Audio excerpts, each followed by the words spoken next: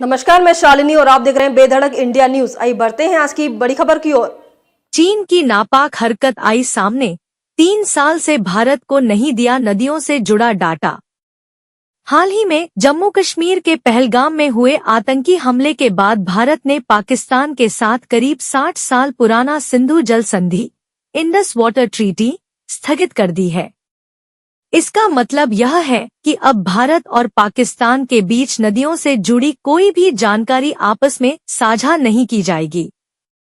वहीं इस बीच चीन की भी नापाक हरकत सामने आई है। अब चीन ने भी रोका पानी से जुड़ा डेटा। सिर्फ पाकिस्तान ही नहीं, अब चीन ने भी भारत के साथ नदियों से जुड़ा जरूरी डेटा देना बंद कर दिया है। यह खुलासा सूचना के अधिकार (RTI) के तहत किया गया है, जिसे इंडिया टुडे ने दायर किया था। जल शक्ति मंत्रालय ने बताया है कि चीन ने साल 2022 से भारत के साथ कोई भी हाइड्रोलॉजिकल डेटा यानी नदियों का पानी, बहाव, स्तर आदि से जुड़ी जानकारी साझा नहीं की है। डेटा क्यों जरूरी है?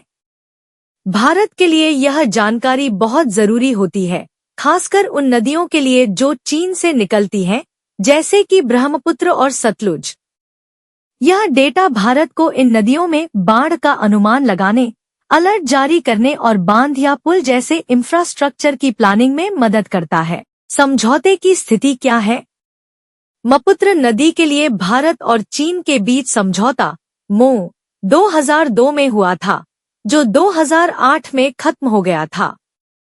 बाद में इसे 2008, 2013 और 2018 में रिन्यू किया गया था। समझौता 5 जून 2023 को फिर से खत्म हो गया, लेकिन इसके बाद इसे रिन्यू नहीं किया गया। सतलुज नदी पर MoU 2005 में हुआ था, जो 2010 में खत्म हुआ। इसे 2010 और 2015 में रिन्यू किया गया था, लेकिन यह भी 6 नवंबर 2020 के बाद से खत्म है और फिर से रिन्यू नहीं हुआ। MoU रिन्यू क्यों नहीं हुए? जब RTI में यह पूछा गया कि MoUs को दोबारा रिन्यू क्यों नहीं किया गया, तो जल शक्ति मंत्रालय ने इसकी जानकारी देने से इनकार कर दिया। मंत्रालय ने कहा कि इस विषय में जानकारी RTI अधिनियम की धारा 10(1) के तहत साझा नहीं की जा सकती। अब तक के लिए बस इतना ही। फिर होगी आपसे मुलाकात। तब तक के लिए नमस्कार और देखते रहिए बेधड़क इंडिया न्यूज। ऐसे ही लेटेस्ट अपडेट पाने के लिए हमारे चैनल को सब्सक्राइब करें और तुरंत नोटिफिकेशन पाने के लिए बेल आइकन प्रेस करना ना भूलें। यदि आप हमें फेसबुक या इंस्टाग्राम के माध्यम से देख रहे हैं तो हमारे पेज को फॉलो जरूर करें। धन्यवाद।